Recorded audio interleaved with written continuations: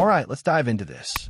There's a major shakeup brewing in New Orleans, and it's the kind of situation that can change the landscape of the NBA if the right team makes the right move. The Pelicans, according to recent reports, are essentially putting their entire roster on the table. Yeah, you heard that right. Pretty much everyone could be up for grabs. Now, obviously, not every player is going to be as attainable as the next, but when you hear something like that, teams like the Lakers need to be on high alert, because this kind of opportunity, it doesn't come around often. And among all the names being mentioned, the one that jumps off the page to me, the one that I think makes the most sense for the Lakers to go all in on, is Trey Murphy. Now, let's keep it real. Trey's not going to be the easiest guy to land. If we're comparing likelihoods, someone like Herb Jones is probably more attainable. Why?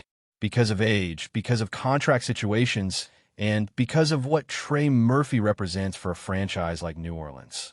He's young, talented, still developing, and already producing. That's the kind of player you usually want to build around, not trade away. But again, it all comes down to what the Pelicans want. Are they looking to tear it all down, hit that reset button hard, and just stockpile picks, young assets, and get out from under big contracts? If that's the case, then maybe, just maybe, Trey's available.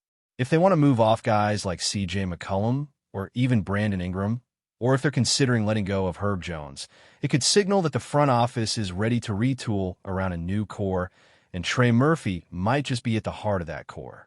Now here's the interesting part. Trey is entering the first year of a new contract extension, and that's a huge factor in all this. Starting in the 2025 to 2026 season, Trey's going to be earning $25 million per year. Then it jumps 27, 29, 31 million across the next few seasons. That's a long-term investment for any team. So you got to ask yourself, do the Pelicans really want to commit to that level of salary for the next several years? Or would they rather flip him now, while his value is high, and reallocate those resources into younger or more flexible pieces? From the Lakers' perspective, the fit is just too perfect to ignore. Let's talk about what Trey Murphy brings to the table. He's 6'8", with a near 7'1" wingspan. That kind of size and length is premium in today's NBA, especially on the wing.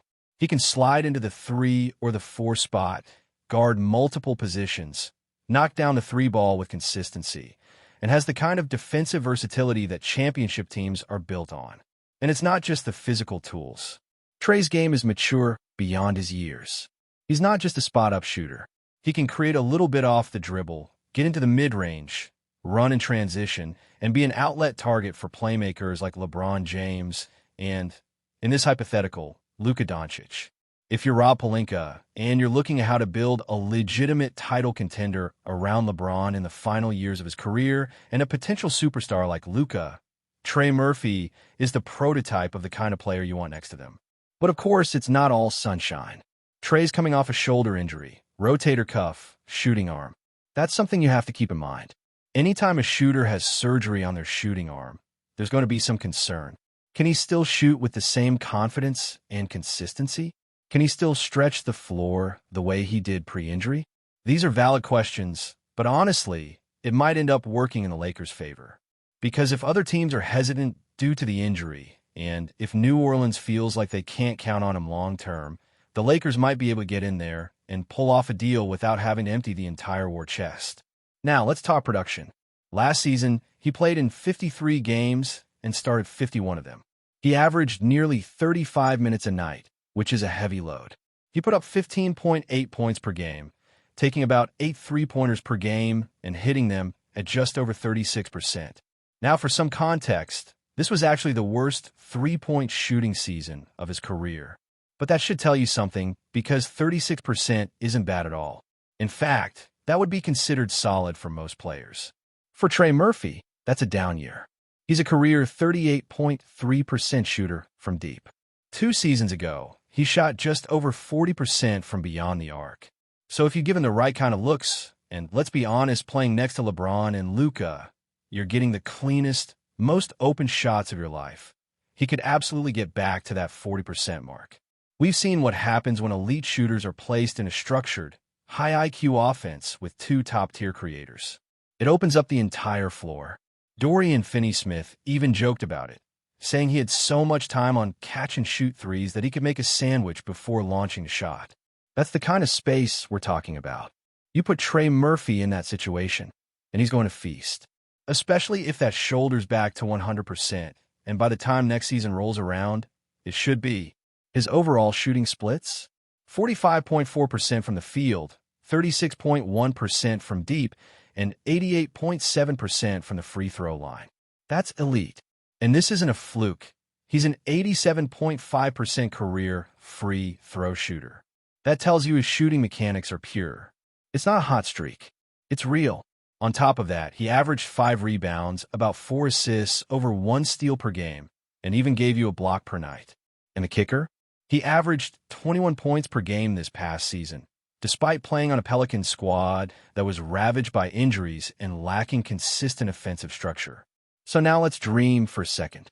Imagine the Lakers make the move. They land Trey Murphy. Maybe they find a way to get Herb Jones in that deal too. You put those two guys next to LeBron and Luka, man, you're talking about one of the best wing defensive duos in the league.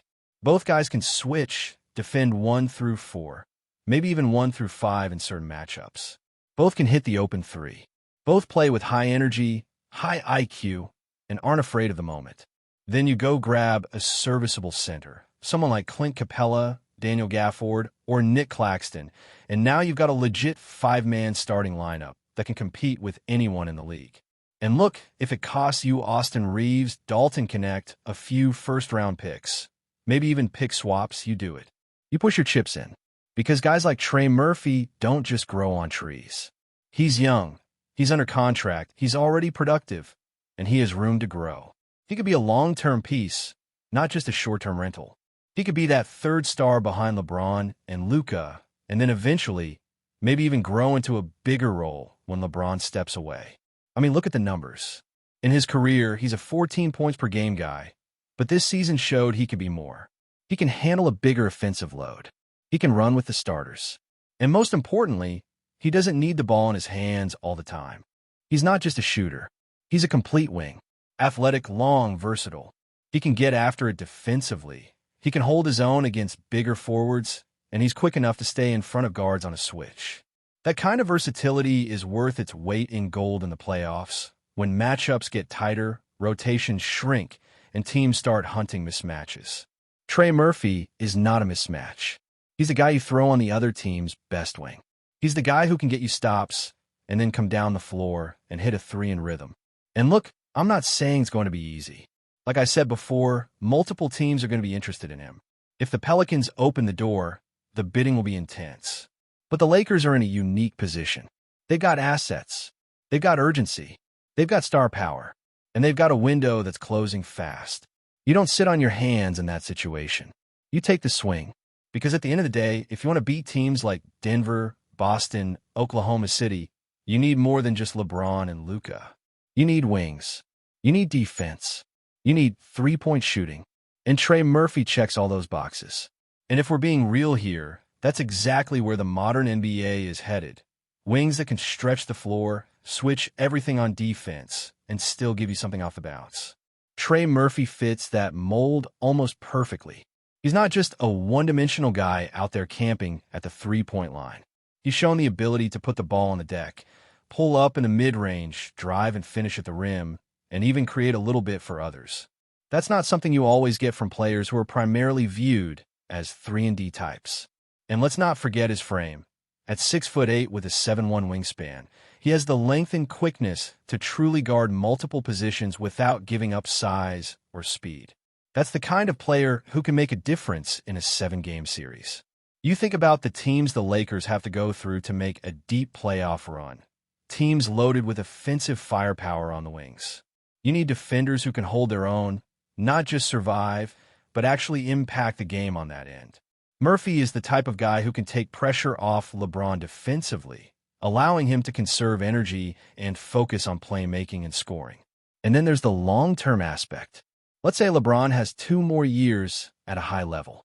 Let's say Luka is the guy the Lakers build around for the next decade. Trey Murphy is young enough to fit into both timelines. He can help you win now, and he can grow with the team into the future. That matters. So when people start saying, "Oh, but you don't want to give up Austin Reeves," look, I get it. Reeves is a fan favorite. He's talented. He's improved a lot. But Trey Murphy is 2 to 3 years younger, gives you similar offensive production, and brings far more upside on the defensive end with better size and athleticism. That's just facts. You can't be emotional when it comes to team building. You got to look at the big picture. And the big picture says that players like Trey Murphy are rare. If there's even a chance you can pry him away from New Orleans, you do everything in your power to make that happen. Picks, swaps, young players, whatever it takes. Because the payoff could be enormous.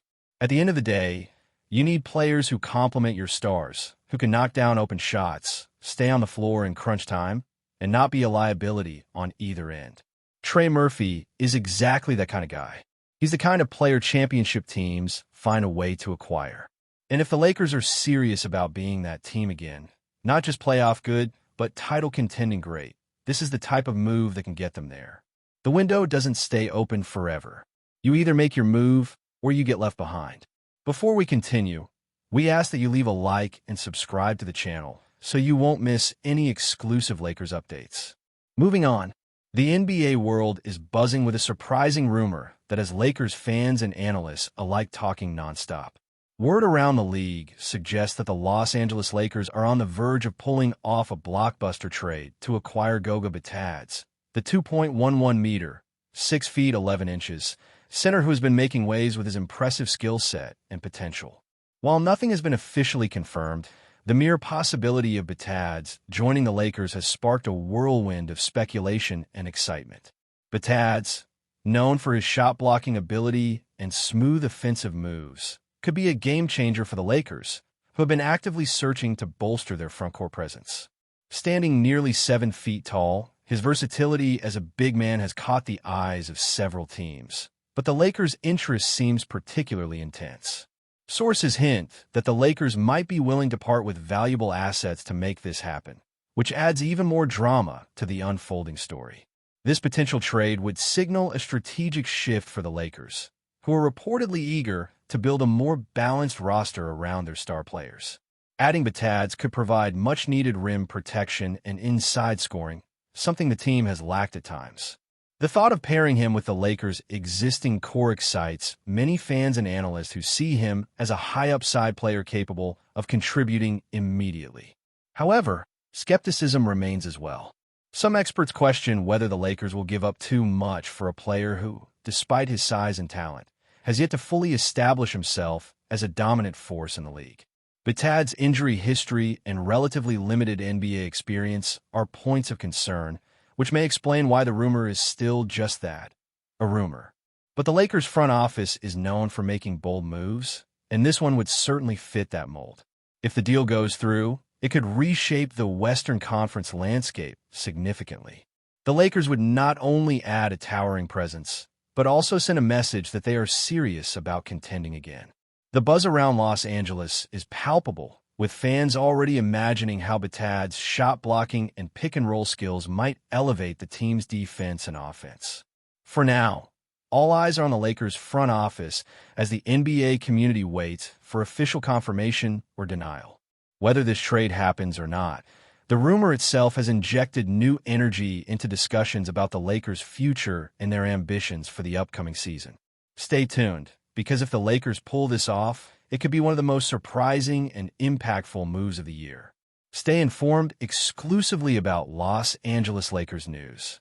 Subscribe to our channel and hit the like button to keep receiving daily updates. Also, share your opinion on the news in the comments, as your contribution is crucial for the Lakers. Stay tuned for the next video.